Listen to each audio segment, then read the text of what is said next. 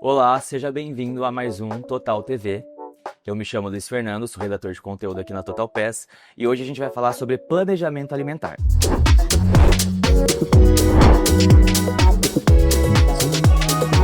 E para este bate-papo, eu tô aqui com a Dani, se você puder se apresentar pra gente. Oi, pessoal, prazer. Eu sou Daniela, eu sou nutricionista clínica funcional da Estar Bem. Legal, Dani. O que é planejamento alimentar? Eu sei que pode parecer simples, mas existem aquelas pessoas que ficam com essa dúvida, né? O que é planejamento alimentar? O planejamento alimentar ele vai ser um guia para que você faça boas escolhas no seu dia a dia, que você garanta uma alimentação equilibrada, planejada para você, né, com os nutrientes adequados de acordo com o seu objetivo. E também ele vai ajudar bastante na questão de você saber o que escolher realmente no dia a dia, né, minimizar aquele estresse que a gente tem de o que eu vou comer agora, quanto, quando, como comer. Também vai ajudar bastante na organização alimentar, então vai evitar decisões impulsivas que a gente acaba tendo no nosso dia a dia. E isso facilita muito a adoção de hábitos alimentares mais conscientes. E quais fatores são levados em consideração na hora de montar um planejamento alimentar?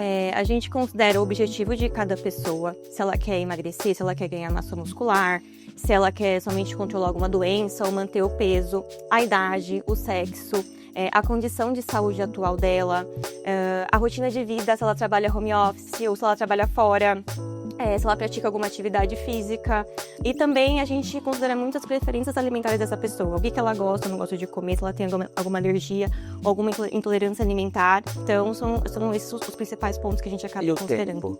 O tempo que ela tem livre para poder estar comendo, pode ser considerado também? Ah, sim. Sim, o tempo também conta bastante. Então, a gente sempre tenta adaptar da melhor forma possível de que sejam refeições mais práticas para ela, ou até mesmo orientar como que ela vai encontrar um tempo ali, seja ou tirando um tempinho para cozinhar, ou de repente até providenciar alguma marmita congelada, comprar alimentos já pré-preparados. Então a gente também orienta tanto o que, mas também como que ela pode chegar nesse objetivo. E falando um pouquinho de variação de alimento, qual que é a importância de ter um cardápio variado no planejamento alimentar? É importante tanto para a parte da gente garantir diversos nutrientes, vitaminas e minerais, já que um alimento sozinho ele não é capaz de suprir tudo, e também pela parte da monotonia alimentar, né, de não enjoar, de ser alguma coisa prazerosa e saborosa. Eu não vou mentir, eu tenho um planejamento alimentar, eu não segui assim a risca, sabe? Porque eu, na verdade, no começo fui bem certinho, aí depois eu comecei a ficar enjoado. E aí eu meio que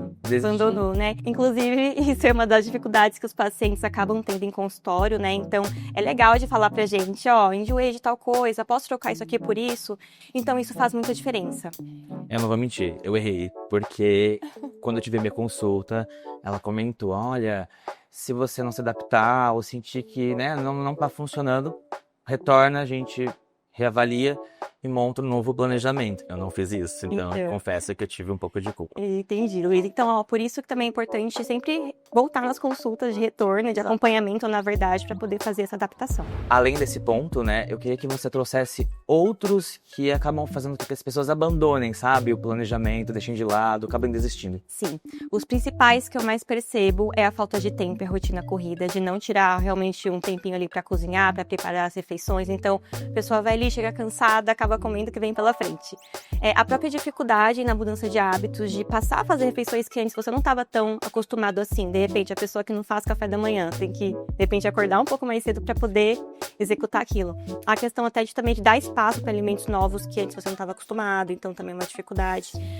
A falta de motivação e disciplina de se manter firme ali, mesmo em meio a muitas tentações que a gente tem no nosso dia a dia, né? Então, se manter firme no propósito. As emoções também, a ansiedade, o estresse acabam impactando bastante, né? Tem pessoas que acabam descontando, sim, as emoções na comida.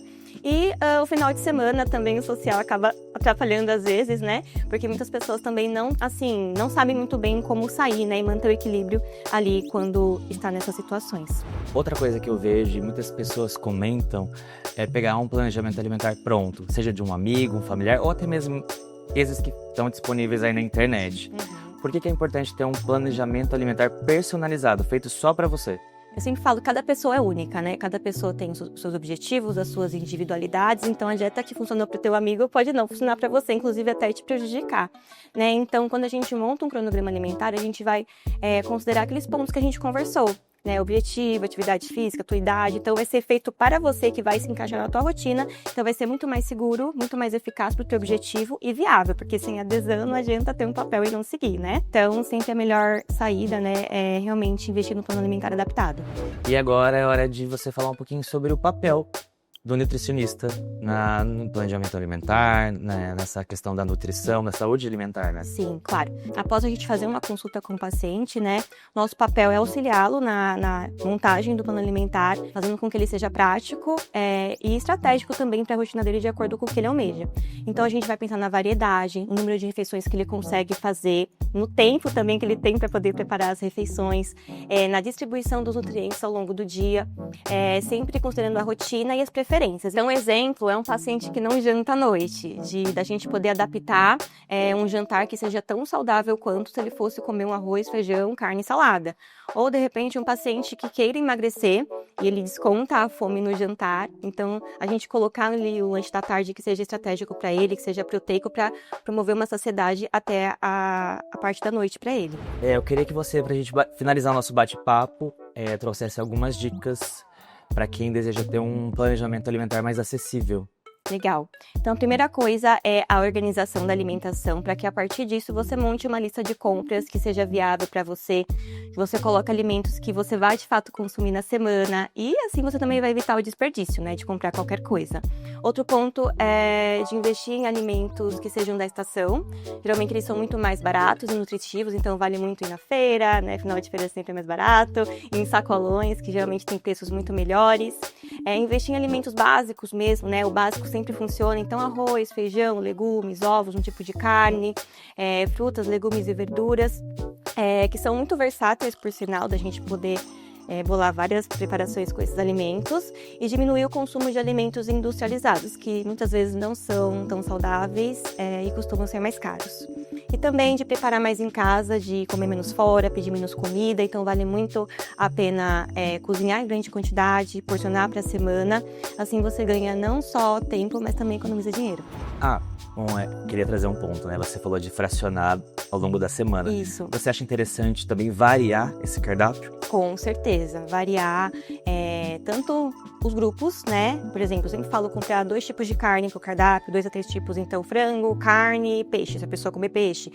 Rodiziar as frutas, então a cada semana também mudar, né? Essa banana e maçã que é mais comum, então escolher ali alguma outra coisa que o paciente goste, os carboidratos, assim, arroz, macarrão, então de repente colocar uma raiz. Então, dentro de um próprio grupo alimentar, a gente consegue fazer um cardápio que, de uma opção que a gente passa, ele acaba destrinchando para várias opções e o paciente, assim, não enjoa muito. Bacana. Aqui no Total Pass a gente tem o Total Nutri. Lá você consegue montar um planejamento alimentar personalizado a partir dos seus objetivos. Dani, eu queria agradecer a sua participação. Eu que agradeço o convite, pessoal. E para você que ficou até o fim, muito obrigado. Espero que você tenha gostado.